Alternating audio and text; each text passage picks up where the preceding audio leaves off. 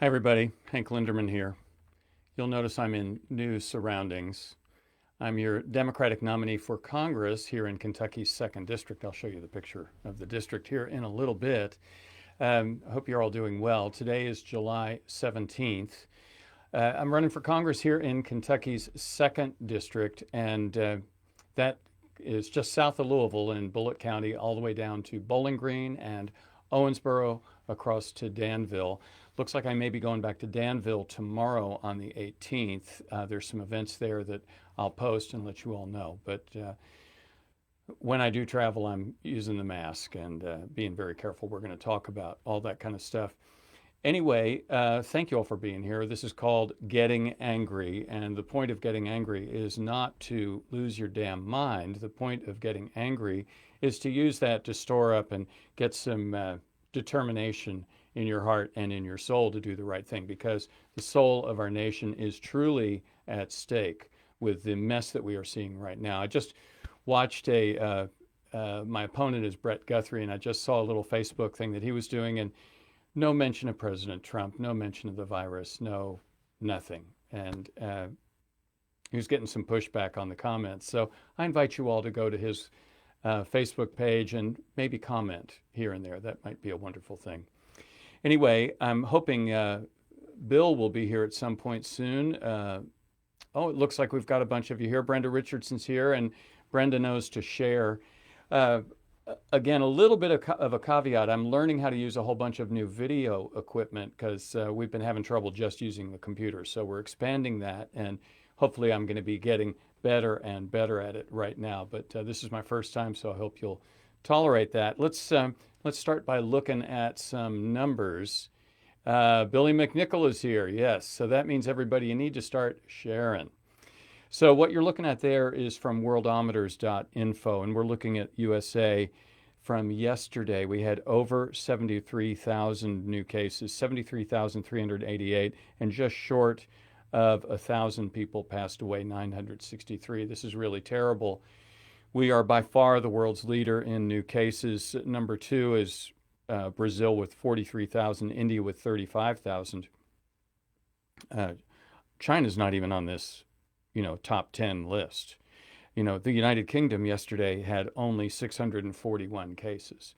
I don't see Canada on here. And we're going to talk about that because we as a nation have completely failed to deal with this. And, this is a failure of our leadership. President Trump is not providing any leadership right now. And the idea that we're trying to send people back to school is just crazy. It's just incredible.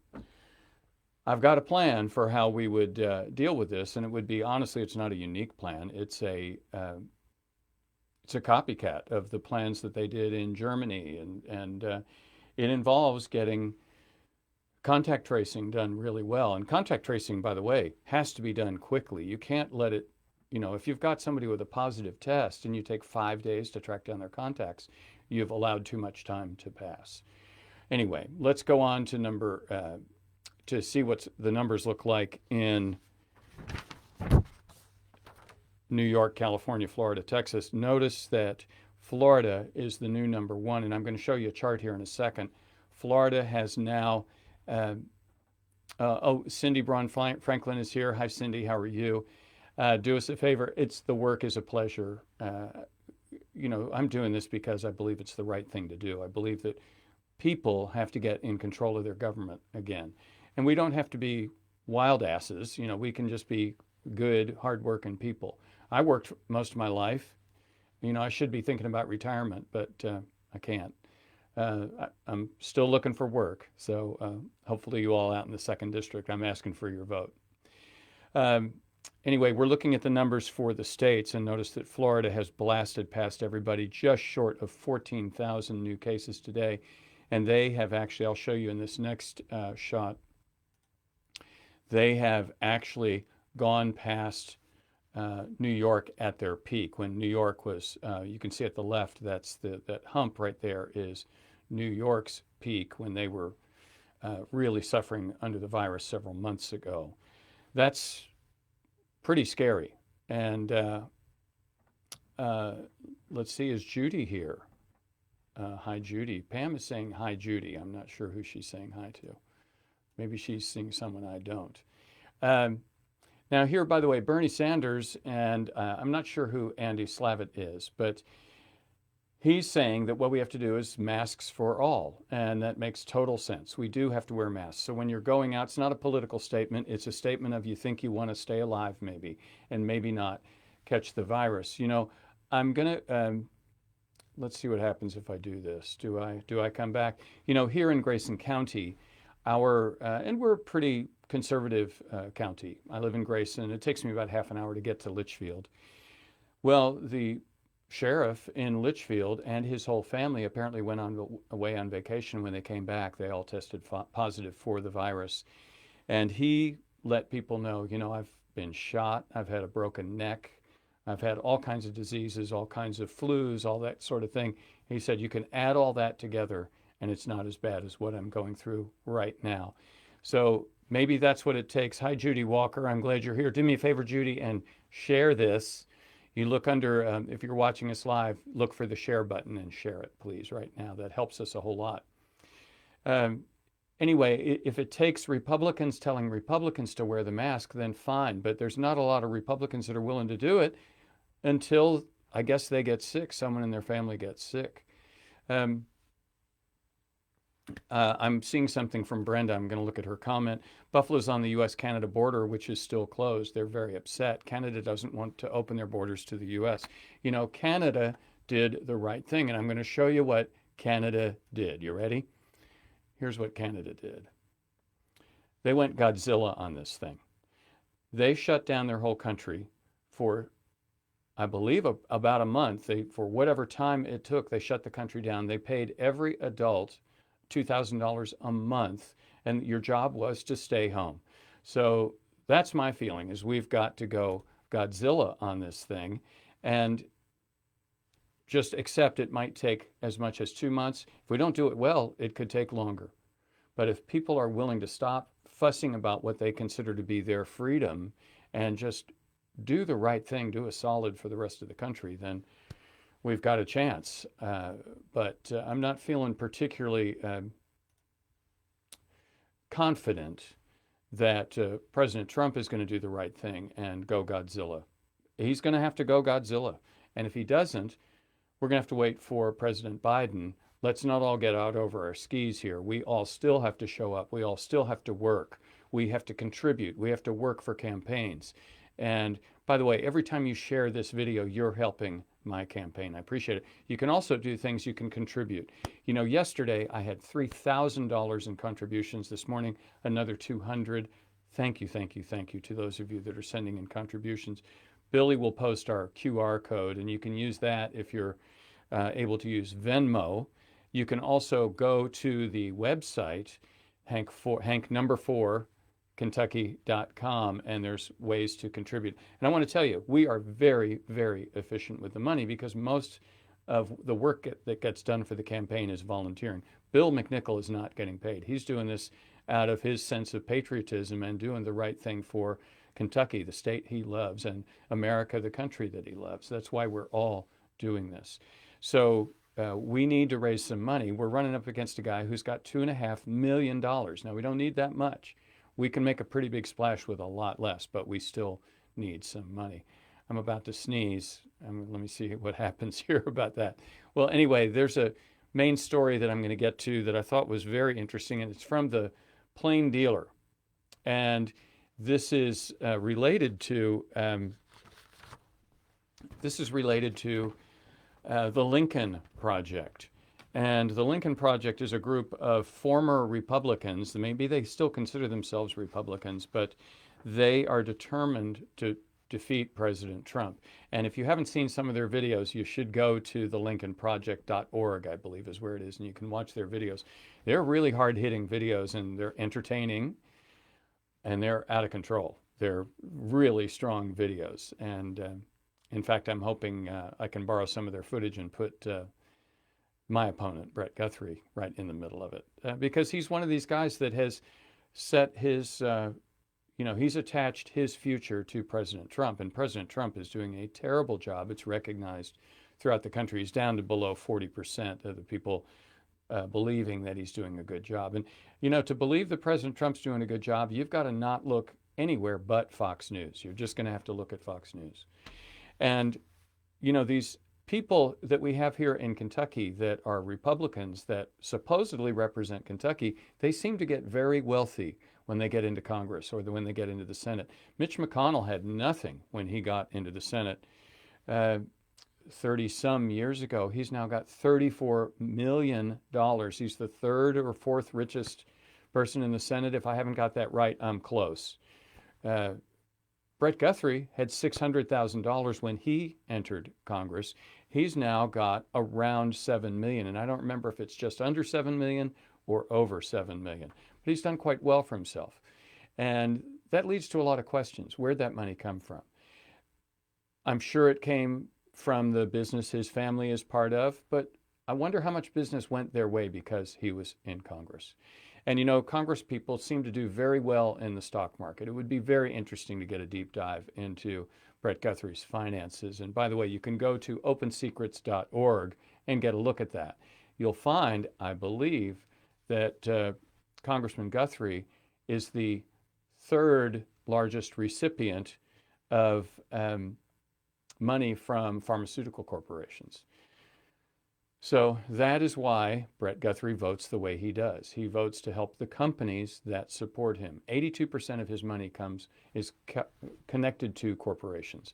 And not all of them are part of the United States. Not all of them are, not all of them are part of the second district. They may do business in the second district, but they don't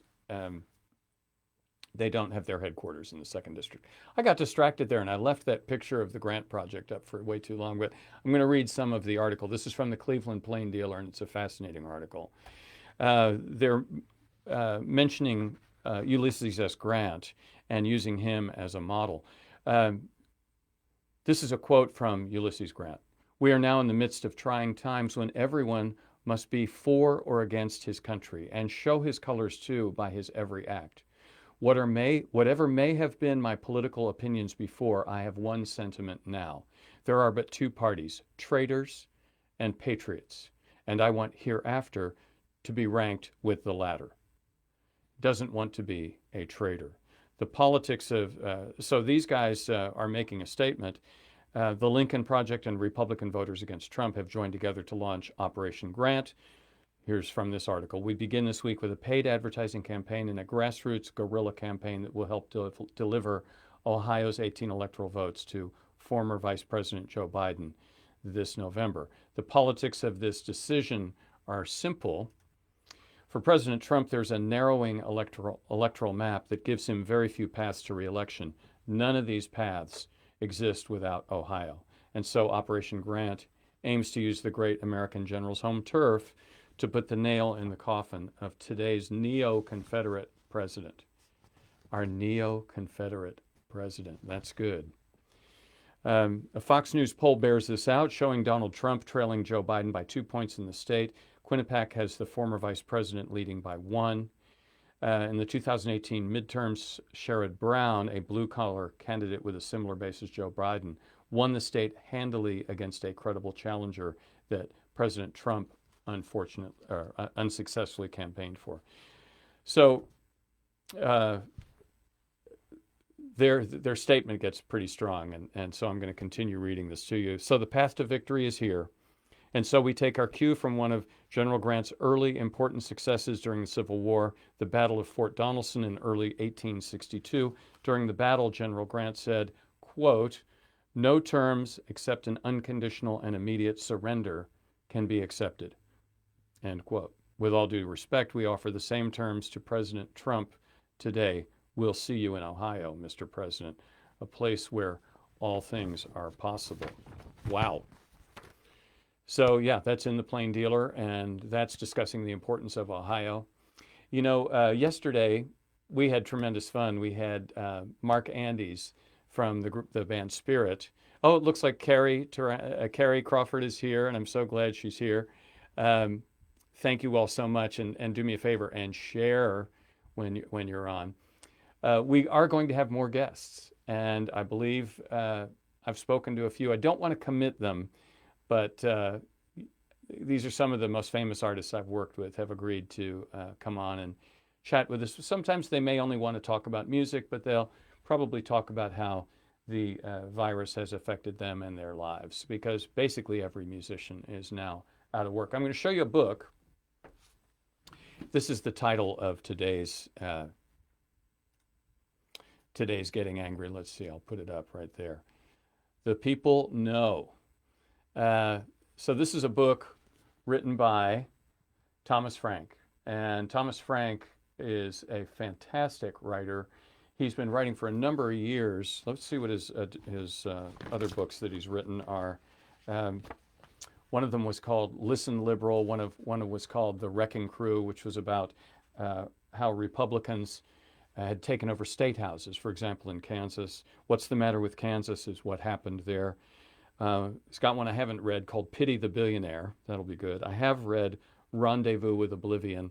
And this brand new one, The People Know, which is a bit of a takeoff on Carl Sandburg's, the great American poet, his poem, The People, Yes. And it was an ode to people. Now, I'm not very far in this book. I've just started. But the first point I wanted to share with you is the idea of populism. And, you know, people see populism. There's a narrative these days about populism, that populism is mob rule, that these are people that are out of control, and it's the people that elected President Trump. And so that's one way of interpreting it. But the actual beginnings of populism occurred earlier in the 20th century with the attempt to create a new third party. And it was from disaffected Republicans and Democrats. And they tried to come up with a name for the party, and what they came up with, I believe they were traveling on a train in Kansas, and they came up with the name populist. Populist. So that is where populism comes from. And the definition of populism is political reform that comes from the grassroots up. Now, Thomas Frank has argued long before this that populism is the way forward for Democrats to recover their roots. Remember, we Democrats used to be the party that stood up for working people. We used to be the party that kept the banks and Wall Street in line. We stopped doing that in the 90s. And I understand some of the reasons we had lost the narrative, and President Reagan's approach had gotten to be so powerful that I could understand that there was an attempt to move that direction, but we went too far and we left the working people behind. So this is how we're going to succeed in rural America. And it's also why I'm always yammering at you all about the contract for rural and working America. Let's get a quick look at that. Oh, there we go. There's the contract for rural and working America. You can get your copy at hank4ky.com. And here are the headlines, the pieces of it: restoring health care, education and child care, support for small subsistence and family farms, rebuilding America's infrastructure and domestic supply chain, a living wage, support for workers in declining industries, renewable rural energy, rural broadband. We've been talking about rural broadband because, rural broadband prevents us from doing schooling at home. 30% of our country is not covered by broadband, and for-profit companies have had decades to install it, and they're not going to do it. So it needs to be a national program. Going on, abuse prevention. We have a gentleman who comes on regularly and says, I need to speak about abuse every single day, and we do. Kentucky, unfortunately, this is one of the things we lead the nation in, is we have too much painkiller use, abuse, overdose, and death. And these are not easy problems. And if your family, or if you've got a friend who's been through this, you know this is more than one family can deal with. So anyway,